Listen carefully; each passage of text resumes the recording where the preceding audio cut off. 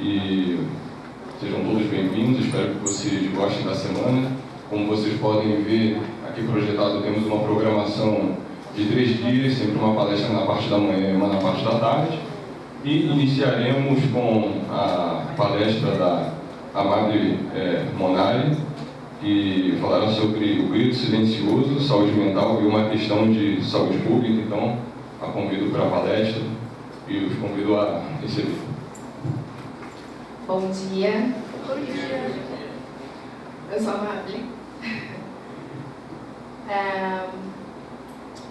Quando me convidaram, para essa palestra, eu fiquei pensando em como poderíamos abordar o tema da saúde mental. Vocês estão conseguindo me ouvir? O tema da saúde mental em relação ao trabalho. Por quê? Como que a gente pode ver o trabalho?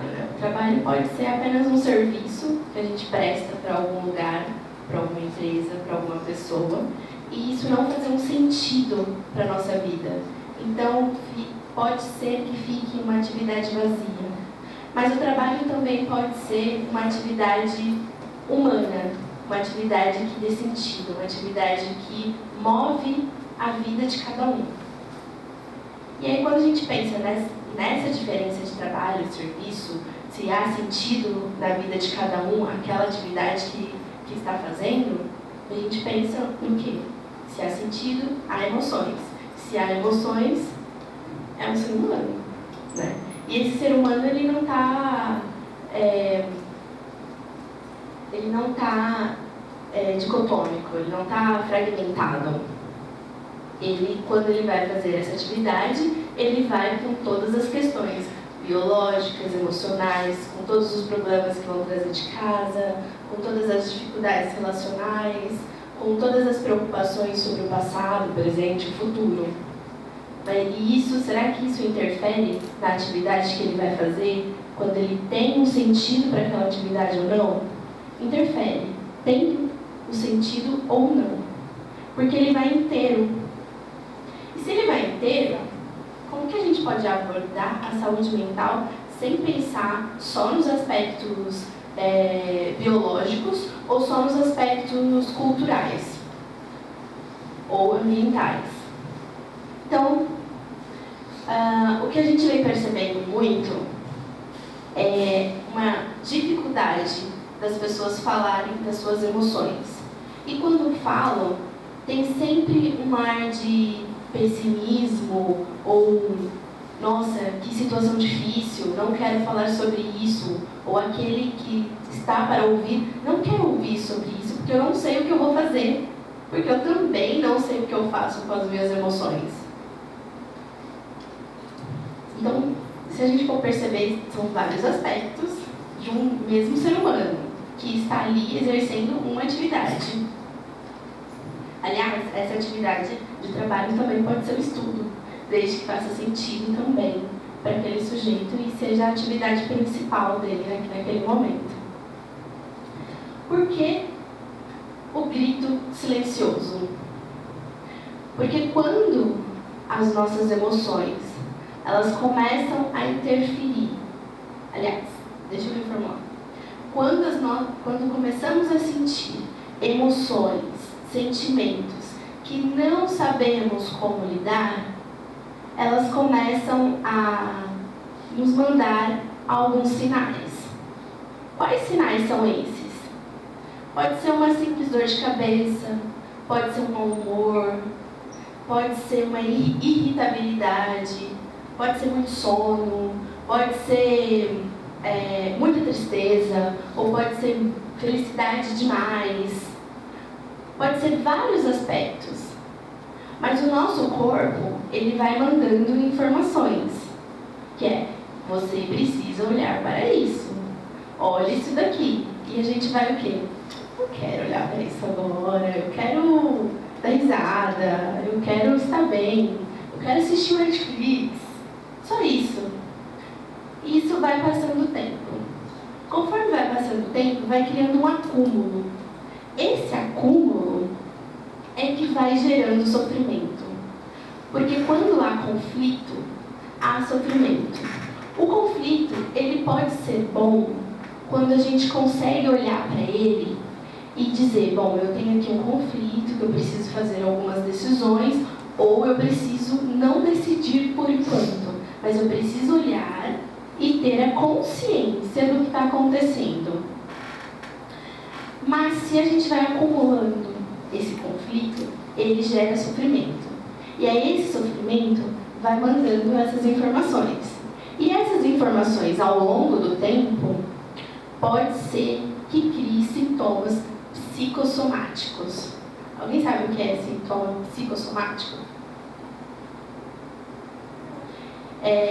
A psicossomática são sintomas que vão enviando para o nosso corpo por meio das nossas emoções e, ao longo do tempo, pode se criando, por exemplo, doenças, que pode ser uma simples gripe, como pode ser uma doença muito grave. Há pesquisas já sendo feitas e já terminadas, né, que dizem que todas as doenças têm um fundo emocional. Agora, a gente vai pensar assim, nossa, é culpa da pessoa estar doente? Não, gente, não é culpa da pessoa estar doente. Mas tem o seu fundo emocional também, tem as suas emoções ali. E é esse acúmulo, e é isso que o nosso corpo vai fazendo, gritando pra gente. Até que chega o momento de esgotamento. E é esse esgotamento...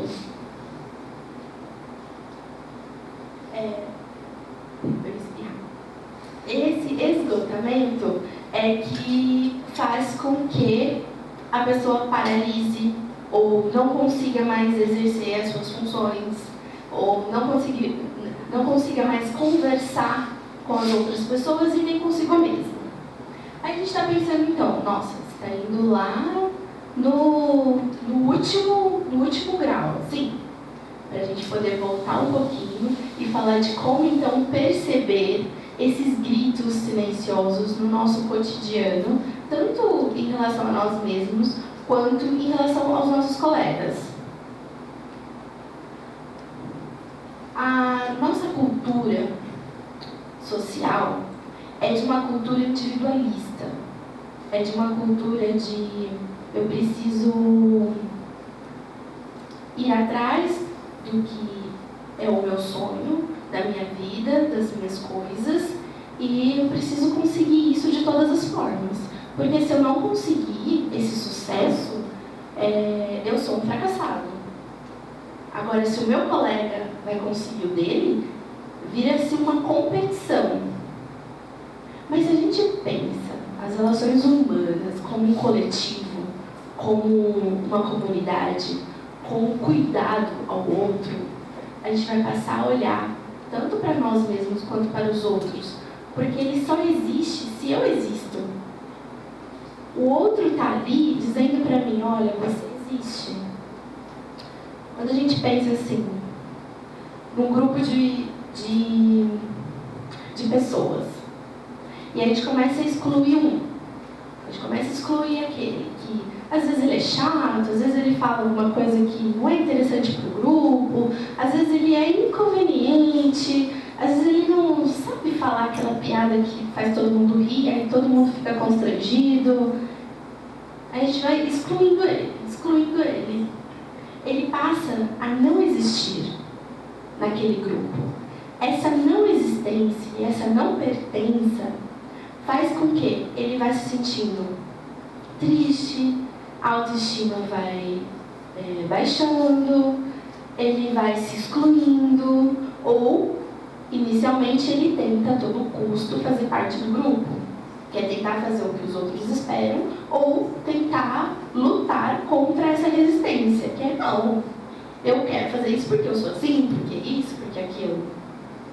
Mas o ponto é que a gente vai mostrando para esse ser que ele não existe, que o que ele fala, que o que ele pensa não é importante. E se a gente olhar para essa situação e começar a pensar o seguinte: bom, ele está sendo muito inadequado. Às vezes ele fala umas piadas que não faz parte do contexto. Às vezes ele dá risada exageradamente.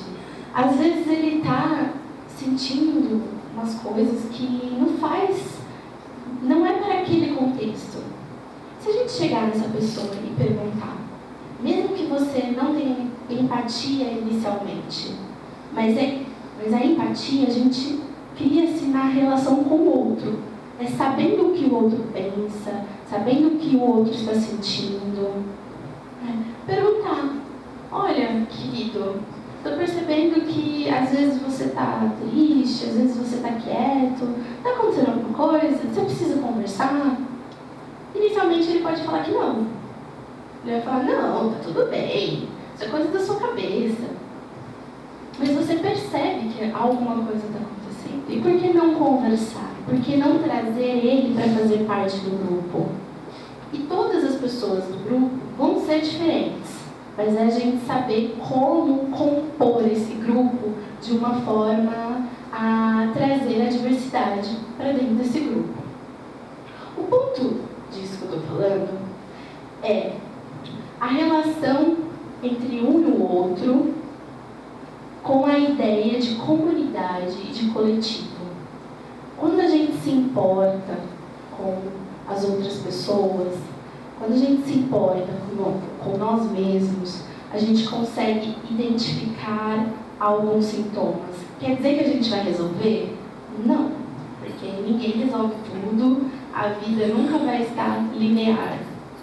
Mas quer dizer que eu posso fazer algo por esse outro, ou eu posso fazer algo por mim mesma. Saúde mental. Como que eu trabalho com a psicologia histórico-cultural. Então, como que a psicologia histórico-cultural, a gente entende a saúde mental? Saúde mental é a integração entre cognitivo e afetivo, de uma forma com que esse ser humano possa viver a vida de um modo que tenha menos sofrimento. Saúde mental quer dizer que é uma conquista, que a pessoa nunca mais vai se sentir triste, que ela nunca mais vai ter nenhuma frustração, que ela nunca mais vai sentir algo que vai doer, ou que ela nunca mais vai entrar em luto. Não.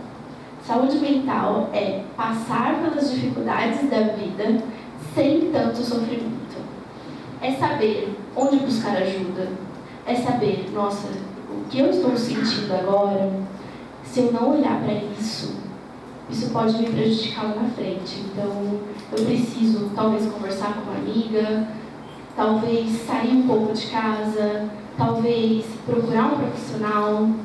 É eu poder identificar as minhas emoções e a dos outros também, mas eu saber identificar as minhas emoções e saber onde eu vou procurar ajuda.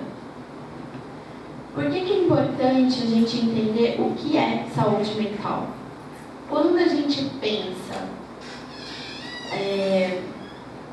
a gente vê lá nas redes sociais, né?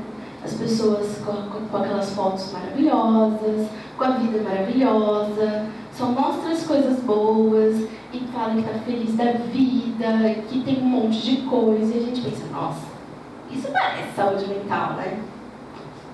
Talvez não. Talvez essa pessoa saiba como postar uma foto, saiba como tirar uma foto, saiba fazer exercício, saiba colocar uma roupa bonita da moda, talvez ela saiba isso. Mas talvez ela saiba como também identificar as emoções, mas talvez não. Porque saúde mental é a gente passar pelas dificuldades da vida, porque elas sempre vão existir, de uma forma que não tenha tanto sofrimento. Eu trabalho com crianças também, né? Adultos e crianças. E uma vez eu peguei um livro que chama Quase Sempre Felizes. Alguém já ouviu falar? É um livro muito legal. Sabe, todos os heróis de que a gente já ouviu na nossa infância, Branca de Neve, as princesas, todos estão dentro desse livro. E aí, depois do Para Sempre Feliz. O que acontece no Para Sempre Feliz, né? Porque a gente é ensinado tá lá, né? Passou uma dificuldade, veio o herói, salvou a menina, pronto, viveram felizes para sempre. E o pós?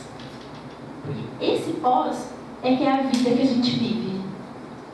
É esse pós. Então, esses heróis, eles começam a ter uma vida maravilhosa. Eles acordam todos os dias a hora que eles querem, comem o que eles querem, brincam como eles querem, vão dormir na hora que querem, sem ninguém falar nada. Nossa, que vida maravilhosa! Todo mundo quer essa vida. E vão passando os anos, e eles começam o quê? A ficar entediados. Esse tédio vai gerando uma comoção entre eles, que é: a gente precisa fazer alguma coisa, porque tô com uma saudade de sentir aquela picada de pernilongo, tô com aquela saudade daquela injeção que eu tomei, porque tinha um abraço da mamãe, tinha algo que foi positivo. E isso vai passando o tempo. E aí, eles reúnem todos os heróis, todos os personagens em uma reunião, e eles decidem o que eles vão fazer. Porque eles não querem que o lobo mau volte, eles não querem que a bruxa volte, eles não querem as coisas ruins que não deveriam existir. Eles querem uma vida normal, realidade. E aí eles decidem que então eles vão falar com o autor. Aí eles viajam e chegam na casa desse autor. Todo mundo, os cavalos, os bichos, todo mundo vai reivindicar que o autor escreva algo que eles querem, porque eles são os personagens da história. É eles que estão vivendo essa história. E aí o autor pergunta para eles: tá bom, então o que vocês querem que eu faça? E aí ele começa a colocar uma chuva, começa a colocar um empecilho na estrada, um pernilongo aqui, um sentimento de tristeza, às vezes, uma frustração, um jogo quebrado. E ele começa a fazer isso. E aí, o ponto dessa história é que não dá pra gente viver o tempo todo feliz. Não dá pra gente viver o tempo todo triste. Então, no meio disso, a gente tem a realidade, que é como que eu vou viver a vida com as dificuldades que ela tem, sabendo identificar o momento que eu realmente preciso me desesperar porque eu preciso pedir ajuda, ou é um momento que eu posso fazer e perceber que esses sentimentos é da vida real. Vamos pensar numa prova. Se eu vou fazer a prova e tirei 5, 0,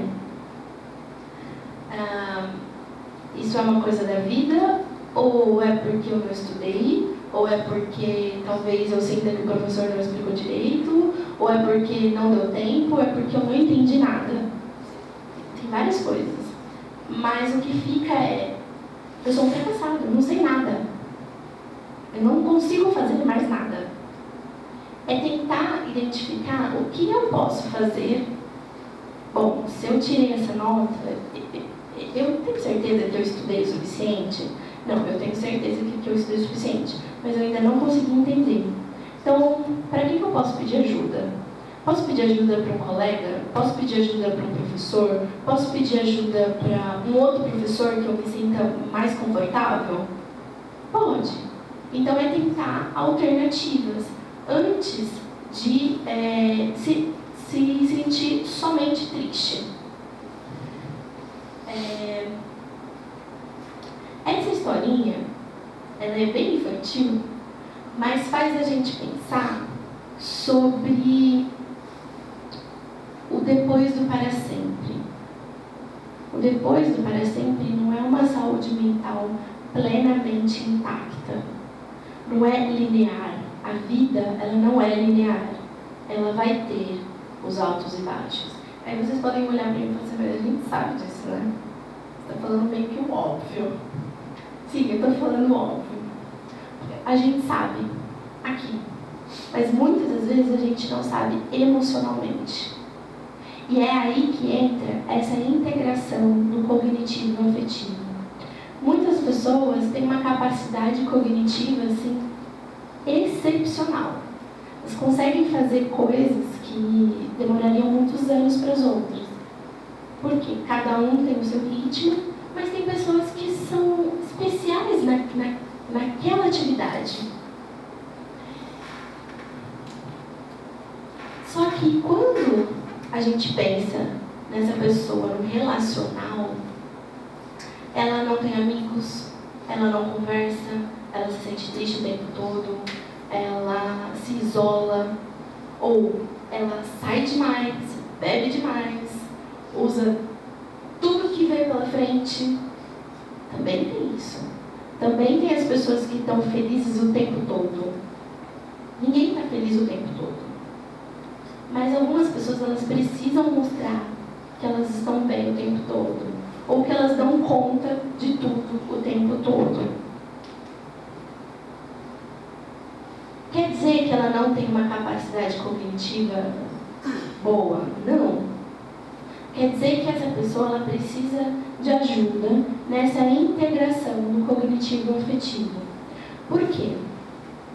Quando existe esse acúmulo, e aí o nosso corpo começa a gritar, e a gente vai percebendo só aos pouquinhos, porque é uma dor na coluna, é uma dor nas costas, é uma dor de cabeça, é um mal-estar, é um, ai, hoje eu não quero ir trabalhar, eu não aguento mais. Isso também são sintomas de estafa, ou ansiedade, uma ansiedade que mobiliza, ou uma ansiedade que dá medo, uma ansiedade que paralisa aquela pessoa de fazer as atividades que ela estava acostumada a fazer. Por quê? Porque o nosso cérebro, o nosso desenvolvimento humano, ele não é só orgânico, ele é emocional também. Então eu posso ter essas capacidades cognitivas muito boas, eu fazia aquelas atividades de uma forma excelente e agora eu não estou conseguindo. Por que eu não estou conseguindo? Pode ser os aspectos emocionais. Algumas pessoas, eu sou muito contra a medicalização, mas algumas pessoas, elas precisam de fato serem medicadas. E ser medicado não é medicado para sempre. Às vezes é por um período de tempo, até ela conseguir fazer as atividades que ela fazia anteriormente. Por que essa medicação, às vezes, ela é importante? Quando ela é certa, a gente tem que procurar o profissional certo, que vai fazer o diagnóstico certo, que vai dar a medicação certa. E são poucos os casos que realmente precisam de medicação. Essa medicação vai o quê? Vai alterar o sistema nervoso e que vai ajudar a produção de alguns hormônios e de fazer algumas sinapses. Nesse sentido, o que acontece? A pessoa consegue levantar, consegue agir, consegue pensar de uma forma mais clara. Outros casos, o simples fato de falar, de estar em um processo terapêutico, o simples fato de fazer um exercício físico, o corpo já reage dessa forma. Aí a gente vai pensar, bom, então eu vou fazer academia como todos os Instagrams da vida, né? Não é nesse sentido que eu estou falando. Academia, alimentação, pedir ajuda profissional, psicológica, são pilares que são importantes juntos. E alguns precisam da medicação.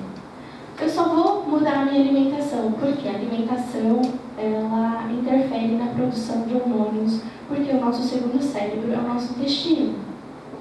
Então, é importante a nossa alimentação para o nosso estado de humor? É extremamente importante. então eu vou mudar minha alimentação, vou fazer uma dieta daquelas e eu vou ser feliz para sempre. Não vai acontecer isso, eu sinto muito. Seria muito bom, né? Mas não é assim que funciona. Então eu vou fazer exercício, vou para academia todos os dias, vou ficar maromba, e é isso que eu vou fazer. Vou ter amigos, vou andar de bicicleta. Não é só isso. Você pode ficar maromba, você pode ficar com o corpo que você quer, você pode sentir aquela sensação de alegria na hora que você está fazendo o exercício, mas depois você vai para casa, depois você vai trabalhar, depois os problemas vão estar ali de novo. E aí? Bom, então, alimentação, academia, não é só isso. Bom, preciso de ajuda psicológica, então tá bom, vou lá fazer a terapia. Mas eu vou para o psicólogo e saio pior. Eu não quero isso não, eu quero me sentir bem o tempo todo. Depende do que a gente fala que é pior. Porque é difícil olhar para as dificuldades a princípio. E essas dificuldades que a gente vai levando ao longo do tempo, sem olhar para elas, é que a menos que a gente quer falar sobre ela. Então eu vou no psicólogo, eu falo do trânsito, eu falo de que o cachorro, fez xixi no pneu do carro. Às vezes isso é um problema, mas talvez não para aquela pessoa específica, porque ela ainda não quer falar daquele problema que ela está tentando não ver, que não existe há tanto tempo. Porque a psicoterapia é um processo de entender, de poder perceber, de poder criar um vínculo com o psicólogo ou a psicóloga a longo tempo. Quer dizer que você vai ficar lá a vida inteira, anos e anos? Não necessariamente. Mas não vai acontecer uma mudança de uma semana para outra, de um mês para o outro, porque essas mudanças elas são pequenas. Por que elas são pequenas? Porque elas também foram sendo construídas de uma forma pequena. Esse sentimento ele não cresceu do nada, ele cresceu aos poucos. E para a gente poder fazer o caminho reverso, também tem que ser aos poucos. Porque senão vira um outro trauma.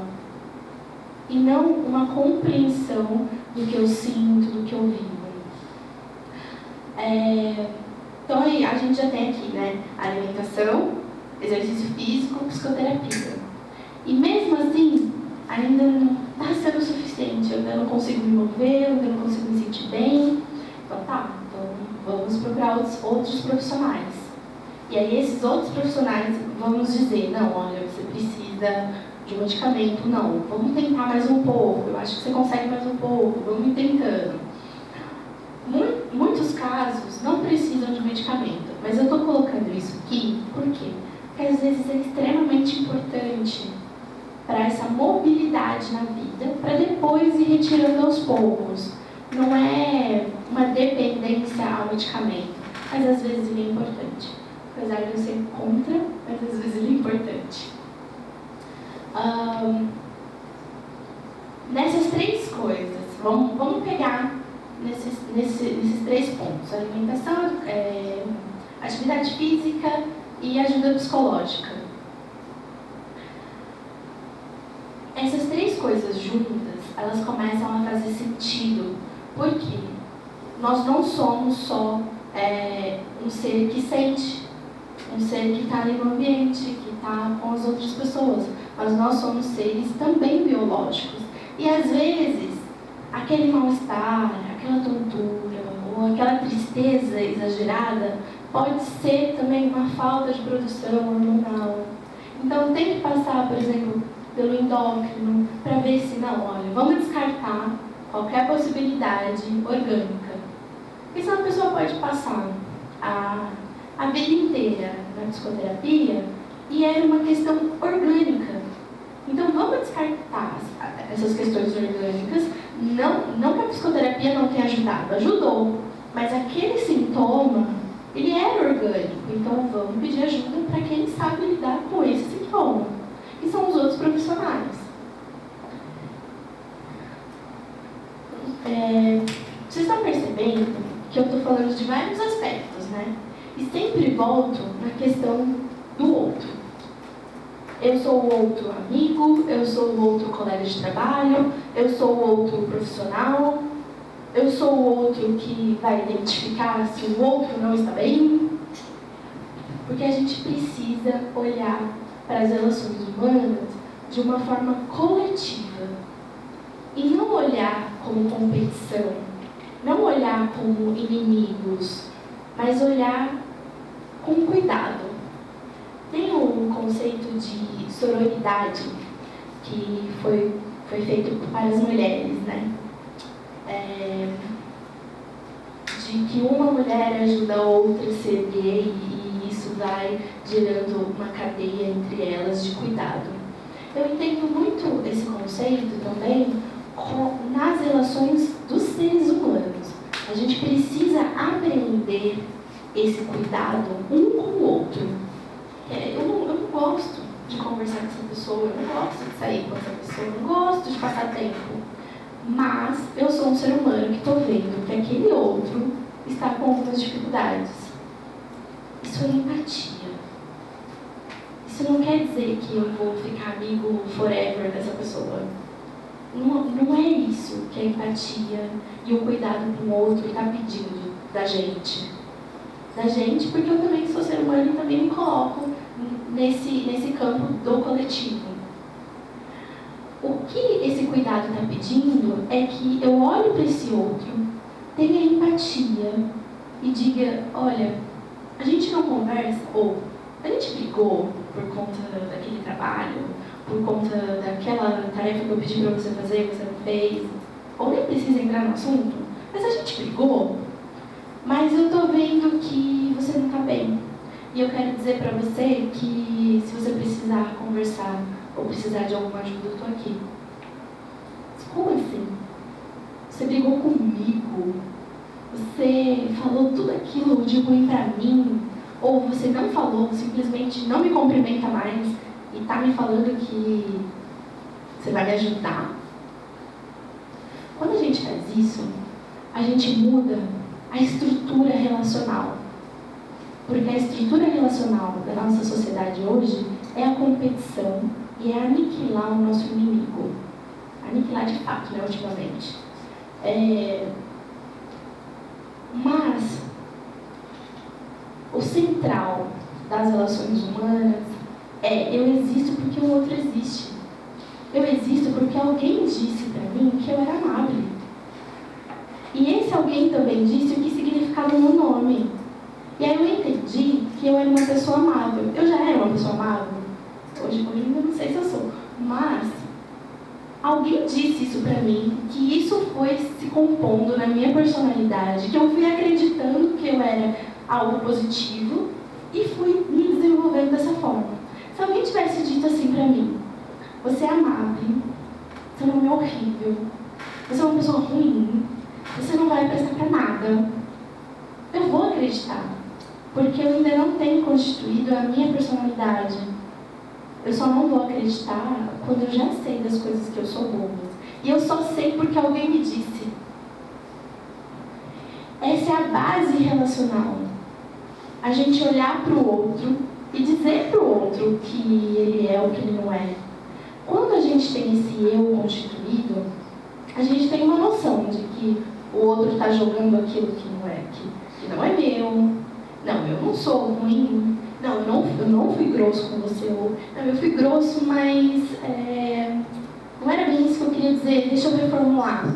Ou, não foi isso que aconteceu. Eu não falei isso, eu não fiz isso. Então, a gente tem a noção do eu, desse eu psicológico, do outro e da realidade.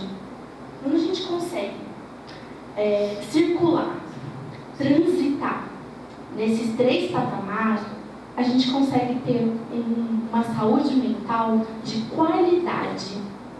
O nível dessa saúde mental vai ser qualitativo para o positivo.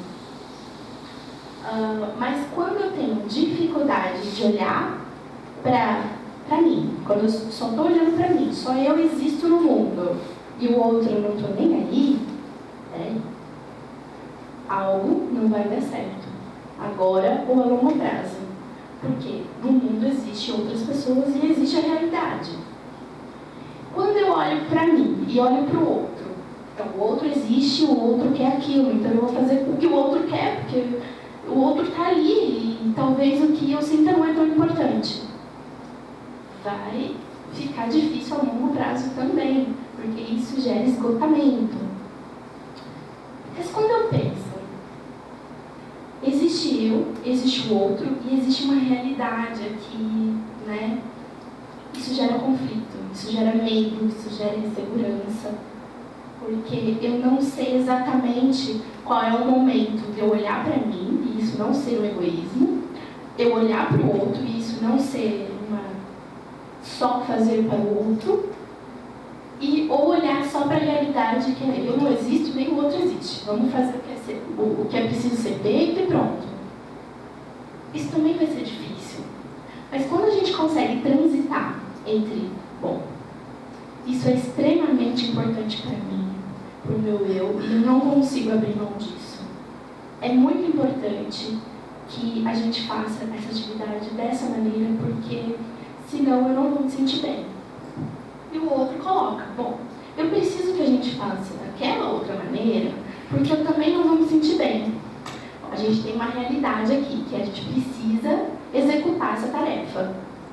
E se a gente criasse uma terceira alternativa, que é nem tanto você, nem tanto eu, mas a gente cria um caminho para executar essa atividade. Ninguém sai perdendo, porque foi construído em conjunto. E é isso que é importante, esse conjunto. A gente olhar para o outro sem dogmas, sem rotular, olhar para o outro como um outro que também pensa e sente.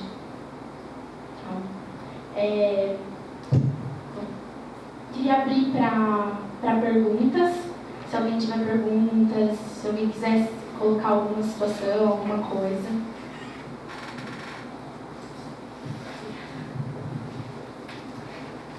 Então, pessoal, fiquem à vontade. Vocês têm algum comentário a fazer, alguma pergunta? Então, a gente tem ainda mais uns 45 minutos pela frente, mas é importante também que vocês participem. Alguma questão?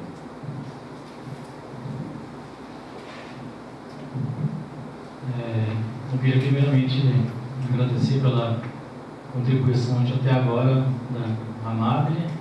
Eu queria colocar que eu achei interessante você ter abordado o tema dos medicamentos, porque não sei se o dado é obsoleto já ou não, mas o Brasil ele é um dos maiores consumidores de psicotrópicos do mundo. E da última vez que eu fui olhar sobre isso, eu vi que nós estávamos em segundo lugar no consumo de psicotrópicos. Não sei se esse dado ainda confere no ano de 2019, mas, enfim, ocupamos um ranking alto em algo que não é necessariamente muito interessante. É interessante a indústria farmacêutica, etc., mas não para a nossa população. E a pergunta que eu queria colocar é sobre um aspecto que acho que é interessante, pensando no nosso contexto aqui do Instituto de Química, que é, antes de tudo, um ambiente de formação de pessoas, de profissionais, de uma instituição de ensino superior. E é o seguinte, pensando no curso de graduação, podemos estender para a pós-graduação, mas pensando especificamente na graduação, nós temos aqui a licenciatura, a bacharel em Química e a Engenharia Química. Tanto o bacharel quanto a engenharia são cursos integrais, e a licenciatura é um curso noturno que, por sua vez, pelos estágios e tudo mais, vai ter também suas atividades durante o período matutino, durante a tarde, etc. O que acontece é que o nosso aluno do curso de graduação, ele, por muitas vezes, ele fica extremamente sufocado em termos de horário, por conta das obrigações das disciplinas, por conta dos estudos e tudo mais. E o que eu imagino que aconteça nesse contexto é que o aluno, ele, às vezes, não tem tempo de cuidar dele mesmo. O que acontece? Ele vai estar tão sufocado por conta talvez, de algum semestre ter uma carga horária que seja sufocante por conta de problemas pessoais e tudo mais. Aí entra naquele diálogo que você fez sobre todas as esferas que permeiam o intelecto humano. Aí, juntando a isso, essa carga horária, nós temos também o fato de que o Instituto de Química, por suas exigências, por se tratar, diante de tudo, um lugar onde se pratica a ciência química, nós temos que ficar isolados do convívio com o resto do campus de Araraquara. Então, nós também já temos intrinsecamente também um isolamento social dos alunos. Então, juntando esse fator social, juntando os horários e todas as questões pessoais de cada um dos alunos, eu queria perguntar como que poderia ser trabalhado, não só pensando apenas sobre os órgãos colegiados daquele Instituto de Química, mas também pela própria representação discente daqui, como que poderíamos atuar em relação à melhoria da saúde mental do aluno de graduação. Excelente pergunta. Eu concordo com você que o Brasil anda entrando nos rankings nada positivos, dos mais ruins, né? Só voltando, para depois eu voltar na sua pergunta. Se a gente for ver o desenvolvimento da ciência, principalmente a ciência psicológica e psiquiátrica no Brasil, ela é muito nova, né? Nós temos aí a reforma sanitária e a reforma psiquiátrica, que não foi muito tempo aqui, pouco tempo, da década de 70. É pouquíssimo tempo para a gente ter uma mudança tão grande, tão estrutural. Mas é possível a gente olhar para esses fenômenos de uma forma crítica.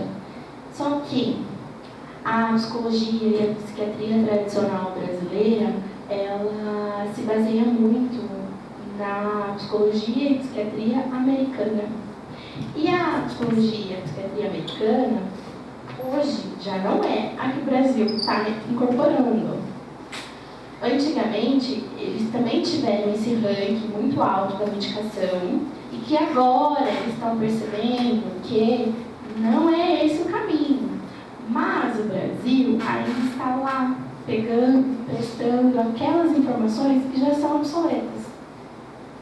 E aí tem um fórum na psicologia contra a medicalização e a patologização da vida, que é um fórum muito forte e é muito interessante para quem tiver interesse.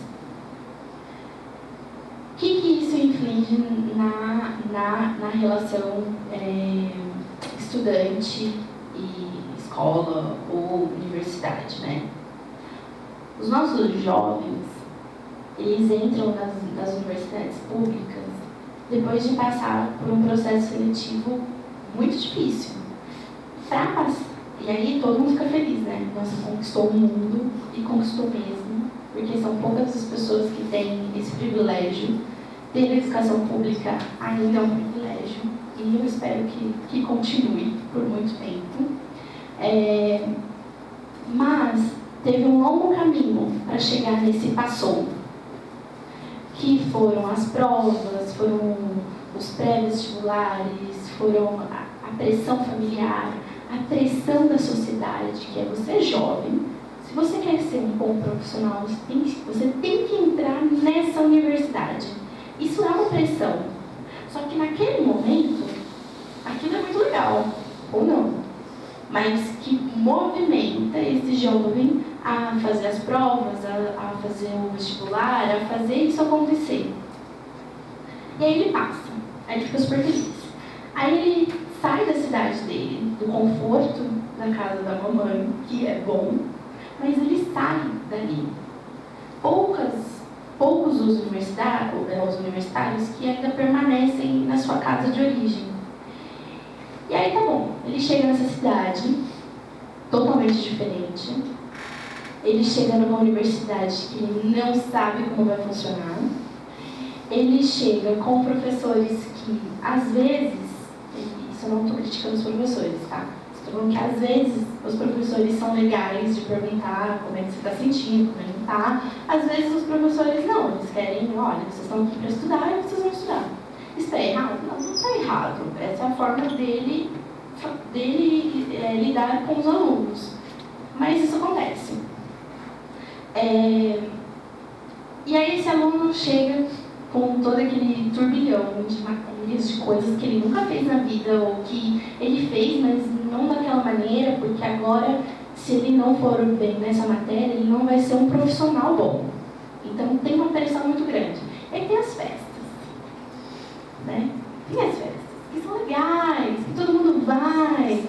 E aí não estava acostumado a beber, eu não estava acostumado a estar em grupo, porque o grupo, um vai incentivando o outro a fazer as coisas, e aquilo vai virando um grande grupo. Grandes coisas vão acontecendo. E aí ele tem que dormir, porque ele tem que estudar, porque aí ele não consegue, porque ele quer estar com um grupo, porque você não está no grupo festejando, você não é cool. Então você tem que fazer isso. E é legal fazer. Então as pessoas acabam fazendo. O que não é legal é quando isso passa a ser exagerado. Ou quando esse jovem que veio, ele ainda não sabe muitas das vezes quem ele é. Ele decidiu quem ele vai ser dali 4, 5 anos, mas ele ainda não sabe quem ele é agora. E aí, com todas essas pressões, não dá tempo dele saber. Ele não tem tempo para olhar para ele. Ele tem que estudar, ele tem que festejar, ele tem que estar com os amigos, ele tem que limpar a própria casa, porque agora ele tem uma casa. Dividindo com outras pessoas ou sozinho, ele tem uma casa. Como é que se administra uma casa? Como que eu vou no supermercado e compro, sei lá, eu vou ficar uma semana sem ir no supermercado, eu vou comprar o quê? Um tomate por dia? Mas eu como 2. Como é que eu vou fazer essa conta? Mas, nossa, o banheiro está fedido. E agora? O que eu uso aqui? Estou sem roupa. Nossa, não lavei a roupa. Então, ele vai aprendendo uma nova organização, não só no âmbito da escola em si, mas uma organização de vida. Só que não dá tempo dele pensar nisso, ele só tem que fazer. Isso vai gerando um acúmulo de situações, de coisas que, com ele não ter ainda essa personalidade ainda estruturada, ou ele tem uma personalidade estruturada, mas são vivências que ele nunca teve e que ele vai ter que aprender a fazer. Ao mesmo tempo que ele tem que estudar horas e horas por uma matéria que ele não está entendendo nada. Ou que o professor explicou, ele também não entendeu, ou o professor explicou, ele entendeu, mas na hora da prova ele não estava entendendo nada. Então, são várias situações que vão acumulando juntas. Agora, se eu fosse dizer para você o ideal do que poderíamos ter nas universidades, é um ideal, por enquanto. Mas seriam espaços onde os alunos pudessem falar, se comunicar, trocar entre si. Nem todo problema emocional ele é resolvido na psicoterapia individual, principalmente no âmbito escolar. No âmbito escolar não é para ter psicoterapia. No âmbito escolar é para ter grupos onde as pessoas possam se identificar, onde as pessoas possam ter espaço para poder dizer, olha, eu não quero ir na festa tal, mas eu preciso ir, porque senão os meus colegas eu não vou ser legal, eu vou ficar sem amigos. Então, para eu ter uma vida social, eu preciso ir naquela festa. Ou eu preciso conversar com o meu professor, porque eu não estou entendendo a matéria e eu não consigo falar para ele, porque toda vez que eu chego perto dele, parece que ele vai brigar comigo. Isso pode ser real? Pode ser real. Pode ser que o professor vai brigar mesmo. Mas pode ser um medo interno. Aí, vamos colocar, sei lá, 1000, quantos alunos tem aqui? 1000 alunos em psicoterapia individual, para resolver um problema que é sistêmico da instituição. É culpabilizar o indivíduo pela dificuldade que ele está tendo, ou seja, 1000 pessoas estão tendo a mesma dificuldade, a gente vai colocar eles na psicoterapia individual? Não faz sentido, né? É como a gente dá remedinho, vamos lá, vamos deixar a causa aqui sem mexer. Isso eu não estou falando da Unesp e do Instituto Química, eu estou falando da instituição educacional. Então, ter um espaço, por exemplo, de diálogo, onde tenha grupos, onde as pessoas possam trocar essas informações, porque às vezes o colega pode saber, não, olha só, se você comprar isso na feira, não sei da onde, você economiza e você consegue fazer isso, isso e isso. Ou você acaba descobrindo que as suas dificuldades são as mesmas do outro. E aí como é que vocês vão buscar ajuda? Vocês podem buscar ajuda junto. Enquanto a gente não tem isso, né, que é utópico ainda, é não ter vergonha de pedir para o colega, de pedir ajuda. Olha, eu estou com dificuldade, não estou conseguindo estudar, não consigo me organizar no tempo. Vai naquele coleguinha que você sabe que ele é super metódico, que ele está tudo organizadinho. Sempre tem um desse na sala, ou mais. Vai nele e pergunta, olha, eu gostaria de pedir suas matérias todas organizadas, porque seria muito bom para mim. Mas eu quero aprender como é que faz isso. Me ensina. Provavelmente vai falar assim, mas eu não sei ensinar, eu simplesmente faço. Me explica como você faz. Porque eu quero tentar. Quando a gente muda um comportamento, a primeira etapa da mudança desse comportamento é imitar o outro. Isso é ruim? Não, gente. Por enquanto, eu ainda não tenho a minha forma de estudar. Então, eu vou imitar a do coleguinha. Mas ainda não está dando certo. Mas esse aspecto aqui, desse coleguinha, faz sentido para mim.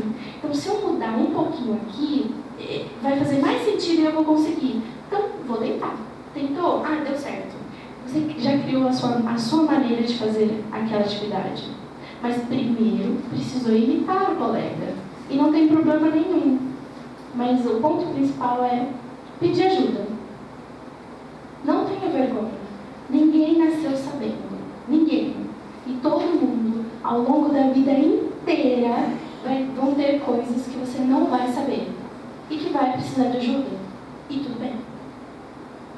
Respondi?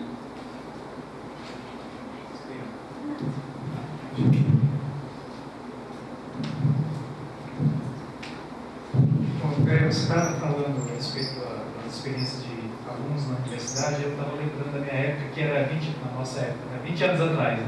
Quando a gente fazia faculdade, praticamente a mesma coisa. Os problemas, as frustrações e tal. Só que tem uma diferença, não sei se você vai concordar. Internet, redes sociais. A minha impressão é que as redes sociais, elas amplificam muito as emoções, né? Tipo, alguém que vai escrever, escreve com muita raiva, com muito ódio, na hora de escrever é o que parece. E a pessoa que recebe, que vai ler, ela se sente muito, muito mais ofendida. E eu pensando nisso, eu lembrei do que você falou, né, durante a tua fala, sobre a questão da empatia. Então, você sente empatia quando você está conversando diretamente com a pessoa. Então, você não vai ser tão agressivo e a outra pessoa não vai se sentir tão ofendida. Só que na rede social que você escreve, você não está vendo a pessoa que você está conversando. Você escreve e joga aquilo ali, todo mundo lê. E todo mundo lê, talvez, de uma forma, né, particular, e aí a pessoa lê e se sente muito, muito mais ofendida do que se eu falasse diretamente para você. Então, dá essa impressão, né, que talvez as redes sociais seja uma ferramenta muito bom, realmente muito bom, mas ao mesmo tempo tem isso, né, você amplifica muito essa tensão, essa briga entre as pessoas aí. É tanto que ninguém briga, por exemplo, vamos dar um exemplo do ano passado, de política, né? Então ninguém vai brigar, você não vai discutir, mas discute muito na rede social, parece que se eles se encontrassem, iam se matar, né? Mas não acontece. Se eles se encontram e vão falar das mesmas coisas, ele não vai ser tão agressivo, né? E eu até, no ano passado, eu tinha até tomado uma decisão, eu não vou olhar Facebook, nada disso durante todo o ano, não quero discutir com ninguém.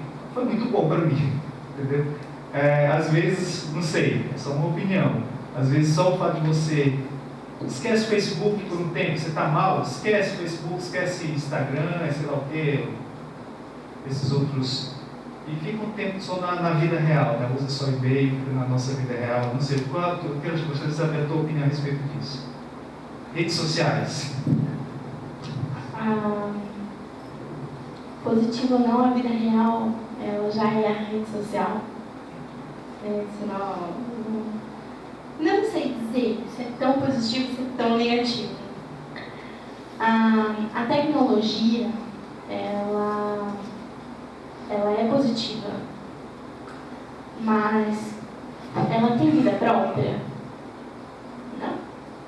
Se todo mundo parasse de existir agora, tem um computador ali, tem a internet, vai ter vida própria? Não. Não vai. Não vai funcionar, não vai ter nenhum novo post, nenhum novo vídeo, nem nada. Mas ela precisa de um outro para que ela funcione, porque ela é uma ferramenta. Aí eu concordo com você de que tudo nas redes sociais fica exagerado, né? Todo mundo sente mais, todo mundo vive mais.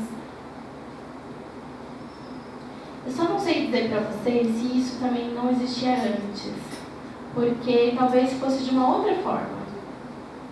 Talvez viesse de um outro sentido, no falar do outro, no expor algo que tem, algo que não tem, não exageradamente, mas esses conteúdos, essa forma relacional, me parece que ela já tinha, mas numa proporção menor.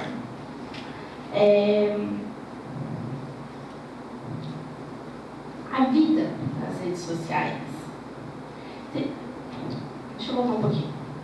Teve um movimento nas redes sociais de mostrar só o que era belo, só o que é maravilhoso, só o que é, nossa, invejoso. Todo mundo queria aquilo. Todo mundo queria ser aquela pessoa. Todo mundo queria ter aquela vida. Acho que há uns 2 anos já está tendo um movimento contrário, que é: vamos mostrar todos os perrengues da vida. Tá vendo, gente? Não dá certo. E isso começou porque mostrava muito o padrão de mulheres esbeltas, magras, de biquíni, fazendo exercício, loira, totalmente, né? Bem heteronormativo. E aí, o que aconteceu? As mulheres que tinham um peso a mais, ou que já se denominavam gordas, elas começaram o quê? Olha, gente, a vida não é assim. A gente não emagrece de um para o outro. Eu não quero emagrecer. Eu estou saudável assim. A vida vai ser assim. Tá tudo bem. Eu só não quero ser esse padrão de mulher. Tá tudo bem. Eu não deixo de ser mulher por conta disso. E aí teve esse movimento de mostrar o contrário daquilo que estava sendo o padrão nas redes sociais. Só que tem pessoas que vão mostrando só o que dava ruim. Só que só o que dá ruim não tem seguidores. Então você tinha que mesclar com fotos bonitas, lugares bonitos, mas também com as coisas que dão errado. Por que eu estou falando isso? Porque toda mudança, ela vai de um extremo ao outro, até encontrar um equilíbrio. Da mesma forma, são as brigas. A gente vai ao extremo. Eu só quero ouvir o que eu quero ouvir, você só quer ouvir o que você quer ouvir, e agora não vai dar pra gente conversar, porque se a gente conversar a gente vai brigar e vai acontecer um monte de coisa. A gente vai de um extremo ao outro. Por isso que precisa de tempo.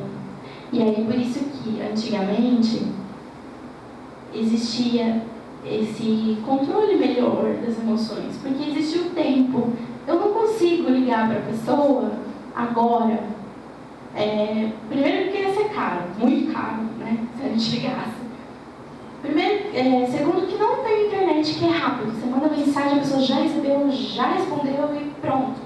Ou já resolveu ou já piorou a situação. Tempo. O tempo é extremamente importante para a gente olhar para as situações para além da aparência. Nem tudo que parece é.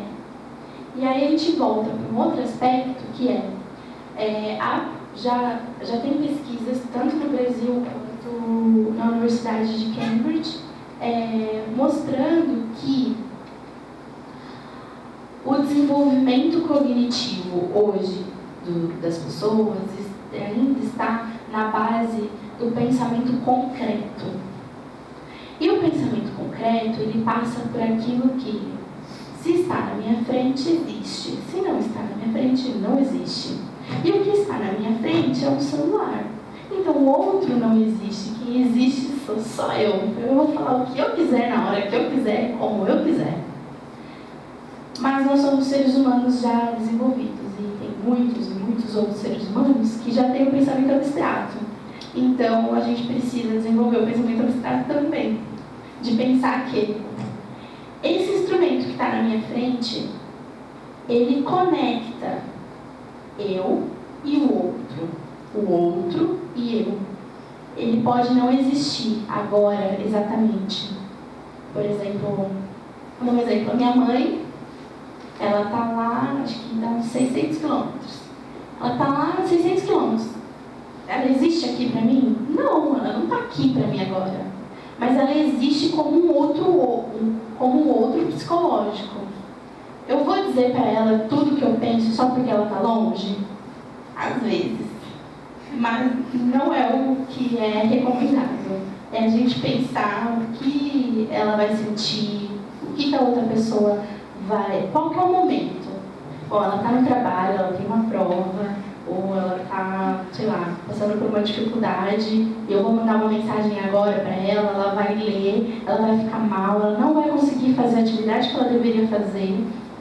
Esse é o momento. Eu preciso mandar essa mensagem. Qual que é a função de eu falar dessa maneira, usar essas palavras e dizer isso para ela? Qual que é a funcionalidade disso? É só para mim? É só para o meu ego? É só para eu dizer, nossa, eu falei porque ela precisava ouvir isso? Não, gente. Tem maneiras da gente falar a verdade para as outras pessoas. O como se fala a verdade é muito mais importante do que a verdade em si. Porque isso vai depender de como esse outro vai receber.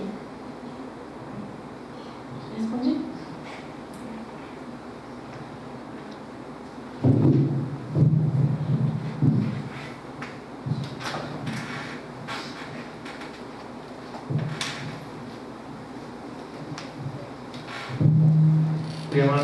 Olá. Primeiro, é muito bom a gente ver alguém falar sem usar PowerPoint, sem usar essas coisas que a gente, professor, costuma usar.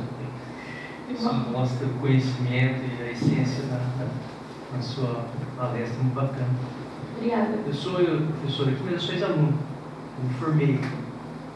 E apesar que as pessoas talvez não lembrem muito, nós tivemos aqui 3 casos de suicídio da minha época.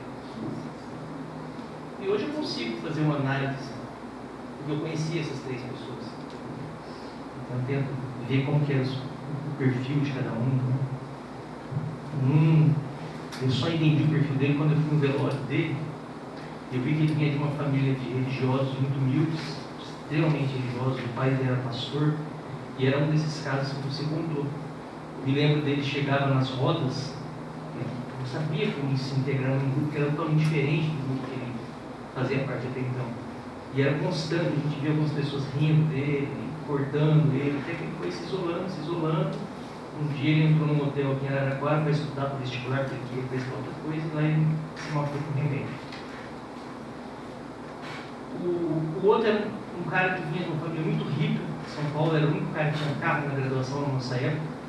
A gente andava de bicicleta, ele tinha carro. Era extremamente inteligente, futurista, via coisas de negócio na nossa frente. Então você já via que ele era uma pessoa muito além do nosso tempo. Ele se forma, vai para o Santo Daime e se mata enforcado lá da casa dele, deixa uma carta para a família. Gente, não vai ficar triste, viu? Porque a gente refletir. Mas essas coisas acontecem, tem que contar para vocês, porque a gente tem no nosso dia a dia colegas que podem estar na iminência de uma loucura.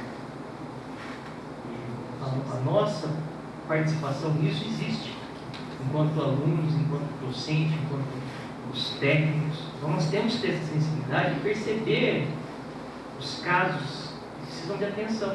E a gente acaba fazendo o contrário. Justamente porque a Mari muito bem colocou, ele não consegue integrar no nosso grupo, ele não tem diálogo. O terceiro eu não vou contar, porque se vocês estão chocados depois, vocês vão ficar muito mais chocados. O terceiro eu posso contar depois. Você está vendo a nossa necessidade dessas coisas? O ser humano, ele precisa de umas coisas que... Ontem eu estava discutindo com meu filho que tem 6 anos. Ele tem uma de 3 e uma de 6, e aí é onde eu vou chegar na minha pergunta. Né? E agora está a Moma, né? Vocês devem estar acompanhando essa porcaria de novo.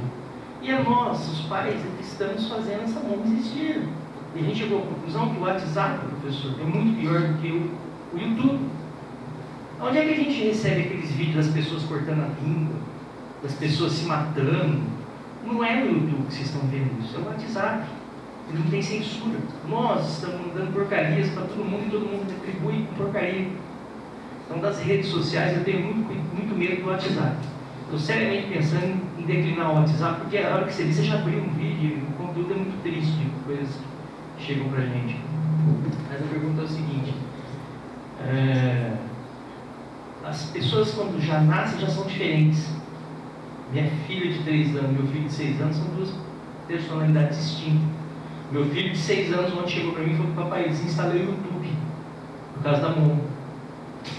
A minha filha está brincando, está dando risada com a bonequinha, é outra realidade. A minha pergunta é: como que a neurociência, né, a neuropsicologia, enxerga a contribuição da componente genética, da componente familiar e da componente socioambiental na saúde mental e na hora que esse grito silencioso vem à tona? Qual a importância da componente genética também em relação a todas essas outras duas que nós sabemos que são fortes componentes, a socioambiental, como esses exemplos que nós vimos aqui agora, e a familiar, que é dentro de casa que a gente ensina os nossos filhos. Por exemplo, eu brinco com meus filhos o poder do bom dia. O meu filho, quando eu vou levar ele para a escola, ele para e tem que dar bom dia para o porteiro. Por que não? Por que ele passa batido e vai dar bom dia para a professora ou para o coleguinha e não dá para aquele cara que é importante no processo? Mas eu estou ensinando isso para o meu filho, porque meu pai me ensinou isso. Será que a gente dá bom dia para todo mundo aqui no IQ? Os funcionários reclamam da geração de hoje. Eles falam que na época que a gente era aluno, os alunos conversavam com eles. Hoje os alunos passam e nem olham por eles. Porque vocês não têm tempo de conhecer as pessoas. Mas o professor falou, nós também não tínhamos tempo. O curso era puxado para a gente também. Esses exemplos de suicídio que eu dei foram válvulas de escape extremas, né? Mas a pergunta era essa, professora, sobre essas componentes. Qual é, na opinião da neurociência, da neuropsicologia, a importância da componente genética? Que responsabilidade se chama de professora. Já me ensinou, já é professor. É, de fato. Mas vem com uma responsabilidade bem grande.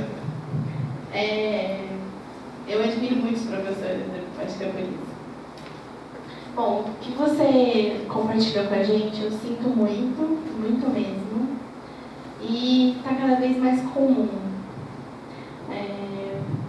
Karl Marx, ele tem um livro que chama O Suicídio, sobre o suicídio. E nesse livro ele faz uma análise sobre os suicídios que foram acontecendo em 1800 e alguma coisa, que não lembro agora exatamente. A partir das anotações de um chefe de polícia, de um investigador de polícia francês, que eu não vou lembrar o nome dele também, porque é difícil falar. Mas o ponto de eu falar isso para vocês é que antigamente, e no nosso imaginário, né, a gente pensa que são só as pessoas extremamente tristes ou extremamente pobres ou que está passando por uma violência muito nítida que vão cometer algum suicídio. E aí ele faz essa análise mostrando assim, pessoas de diversos campos sociais, diversos, gênero, classe social, a vida como estava naquele momento, se tinha um aspecto de futuro ou não. E ele faz uma análise dizendo que o sofrimento, ele não passa diretamente pelas questões econômicas e relacionais. Elas estão juntas, Mas uma pessoa, como você disse, né? Nossa, ele era rico, ele tinha o carro, e ninguém tinha o carro que ele tinha, ele era inteligentíssimo, ele tinha acesso às coisas que a gente não tinha. Como uma pessoa assim, que está à nossa frente, que aparentemente é super feliz, que tem tudo para estar bem, comete suicídio? Porque para ele não tinha tudo. Esse tudo pode ser para uma outra pessoa, e não para aquela pessoa que está vivenciando aquilo. Então é a gente também não julgar o que é mais grave para um, o que é mais grave para o outro. É entender o sofrimento de cada um, dentro da história de cada um. E ficar atento aos sinais. Eles estão aí. Às vezes a gente não vai conseguir ajudar todo mundo, mas é importante a gente ficar atento e proporcionar essa ajuda. E não excluir as pessoas dos grupos. O grupo vida, existe uma diversidade muito maior do que essa que a gente fala o tempo todo, que é de raça, de gênero e de sexualidade. Não é só esse. Não estou tirando a importância da gente falar sobre isso, tá? A gente precisa mesmo falar, a gente precisa fazer frente. Mas eu estou falando assim, os grupos são compostos por pessoas diferentes, personalidades diferentes, sentires diferentes, compreensão do que está sendo dito diferente. Então é entender o que o outro está pensando, o que o outro está sentindo. Vamos integrar todo mundo. Só que isso leva um esforço de cada um, porque tem pessoas que vai num passo mais lento, tem uma pessoa que já está lá na frente. É poder compor esse grupo de uma forma que fique agradável para todo mundo. Às vezes um vai ter que esperar mais, às vezes o outro vai ter que ser mais rápido. E ir ajustando como um coletivo. Tá? Respondendo a sua pergunta sobre seus filhos, né? Tem uma grande controvérsia. Tem a neurociência, a neuropsicologia tradicional, que vai dizer que é o componente genético que vai determinar tudo e para todos. Eu trabalho muito com a psicologia luriana, que é da psicologia histórico-cultural, e a gente trabalha muito com a integração. Se a gente pegar uma criança, vamos pensar bem geneticamente, assim, bem cartesiano. 2 cientistas que ganharam um prêmio Nobel de sei lá do que, mas ganharam, são extremamente inteligentes. Na nossa sociedade, essas pessoas são inteligentes, né? E eles são muito bem-sucedidos, são felizes, são maravilhosos, são lindos de morrer. E aí eles têm um filho. Olha que lindo. Nossa, essa criança vai ser um gênio, vai ser um Einstein da vida. E a gente pega essa criança e deixa ela na mata. E aí ela cresce lá com os animais, ela faz grunhidos, mas não fala, e ela fica lá. E aí, de tempos em tempos, a gente vai lá ver essa criança. Aí a gente fala assim, nossa, por quê? Tem tudo para dar certo. Essa criança tem tudo, ela tem o gene dos melhores seres humanos do mundo.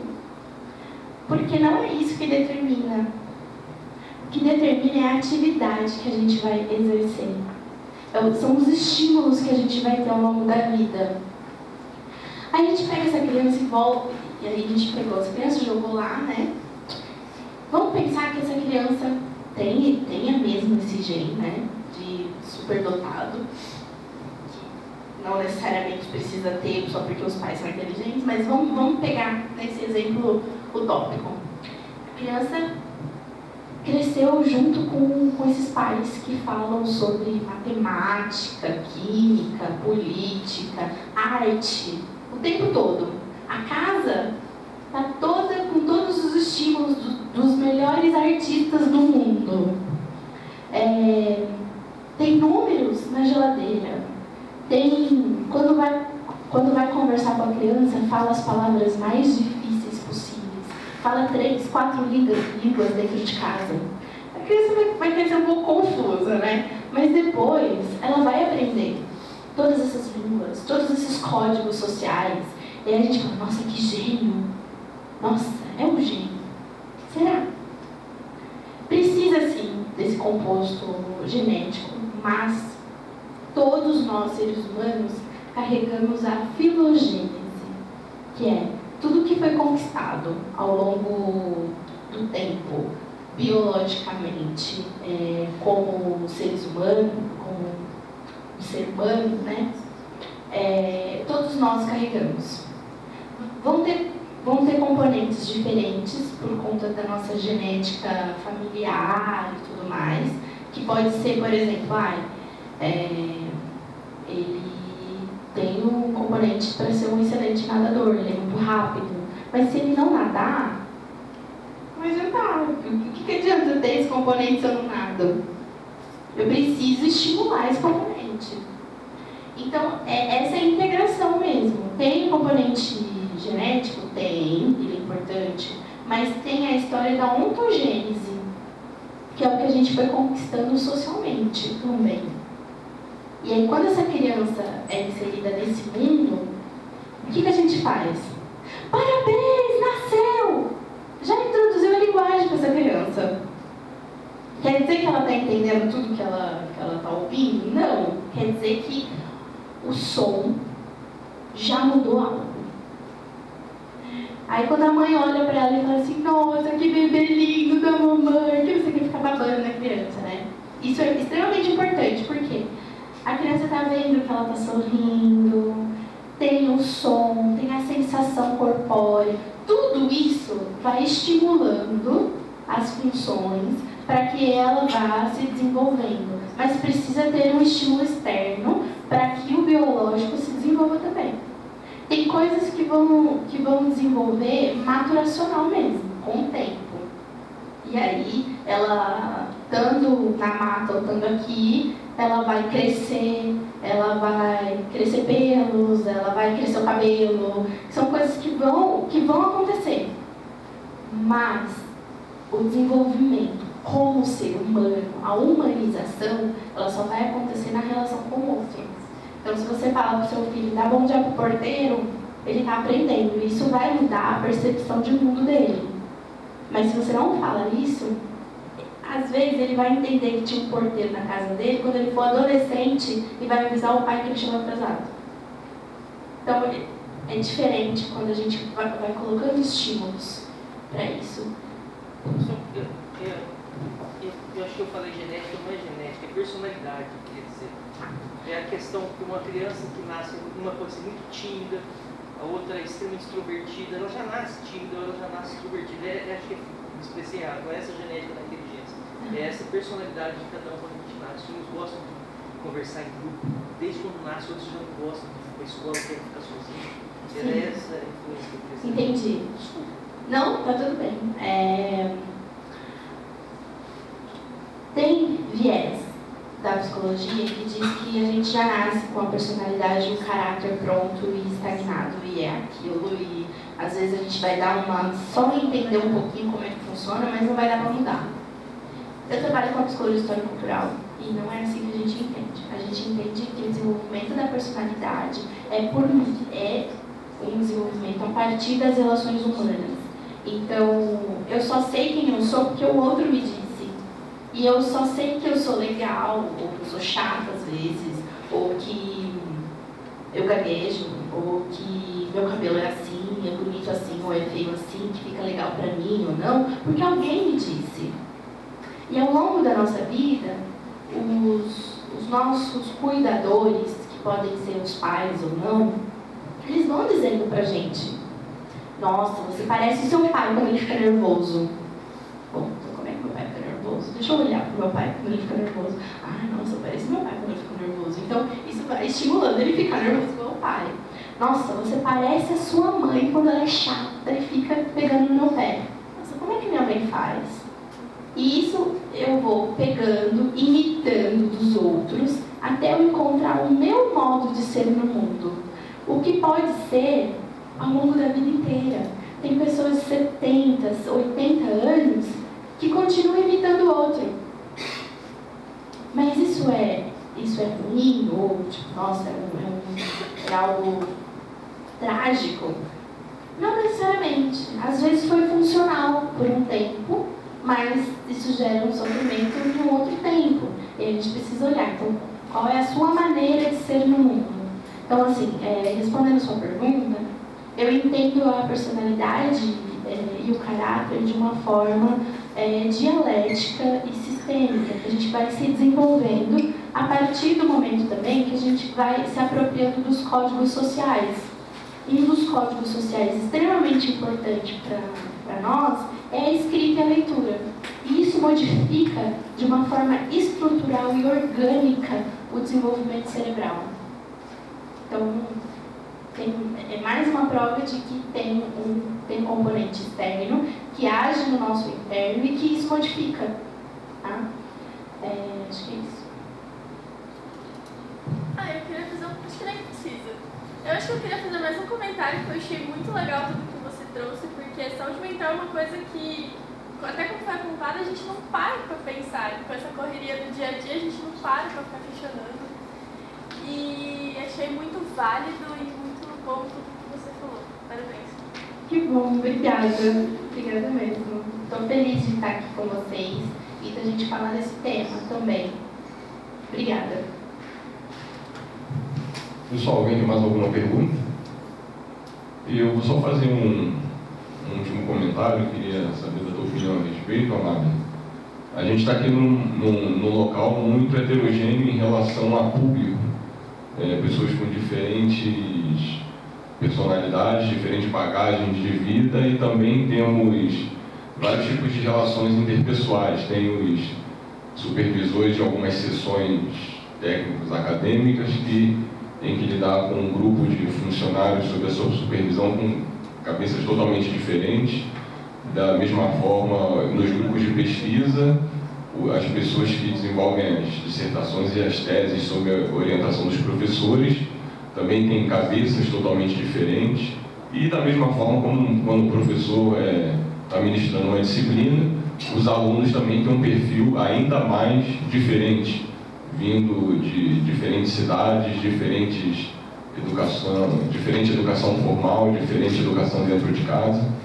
Como vamos dizer, os supervisores, professores, orientadores, gestores de uma forma geral, os líderes, como lidar com um público, pessoas que estão ali sob a tutela ou orientação, com cabeça totalmente diferente, como conseguir entender, se aproximar dessas pessoas e conseguir entender e ajudá-las na resolução de problemas quando a gente observa uma queda de rendimento, observa que existe algum perfil, às vezes um pouco mais agressivo verbalmente. Como auxiliar pessoas que a gente vê que aparentemente não estão com a saúde mental tão como deveria?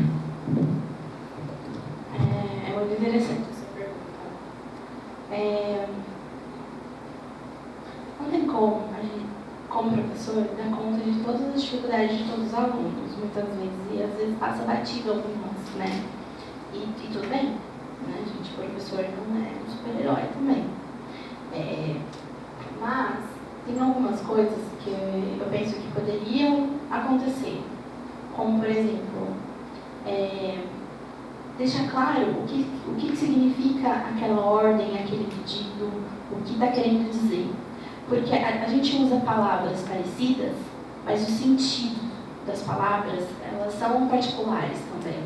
Então, se o meu aluno falou, sei lá, uma palavra, uma situação, eu perguntar para ele o que significa aquilo para ele. Não de uma forma grosseira, o que significa isso para você? Não é. Mas perguntar, bom, o que você quer dizer com isso? Quando você diz para mim, tipo, eu não estou nem aí com a sua aula. Você não gosta, você não está entendendo, você não gosta de mim, da maneira como eu explico.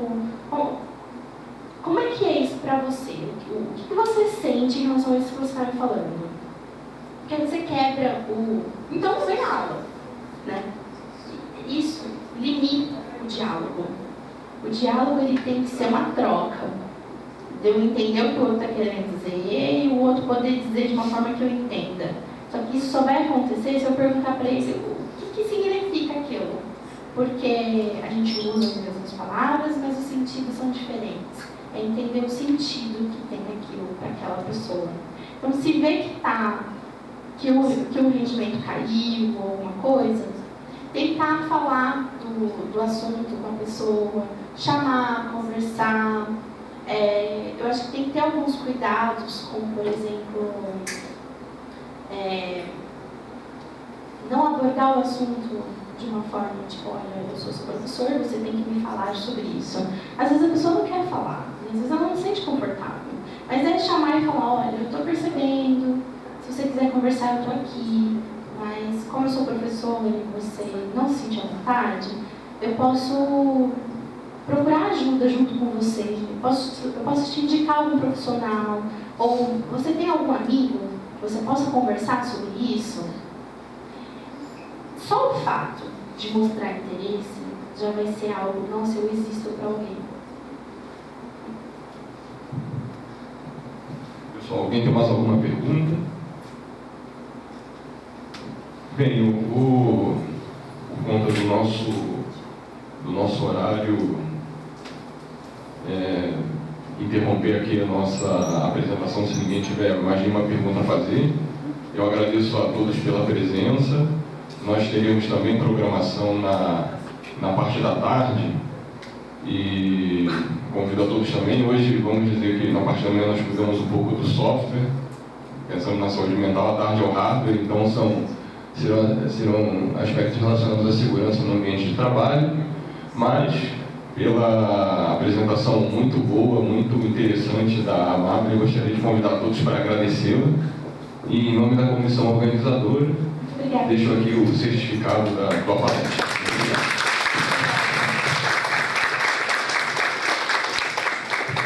E agora só dar uma oportunidade aqui também para a AMABRE falar um pouco da formação dela, passar o contato para vocês e se vocês quiserem, após agora a apresentação, conversarem com ela, sendo aqui pela frente do anfiteatro, vocês podem ficar à vontade. Muito obrigado.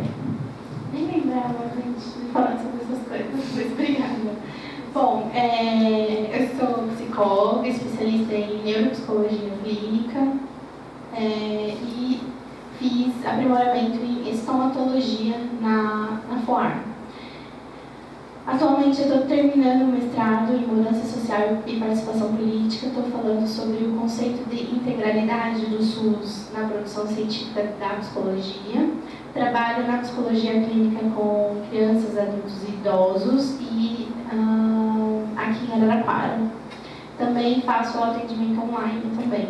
Tenho as redes sociais, se vocês quiserem seguir, é a AMABRE, com Y, Monari, tanto no Instagram quanto no Facebook, tá bom? E aí, se vocês precisarem de ajuda, precisarem de indicação, alguma coisa, eu fico à disposição, tá? Muito obrigada.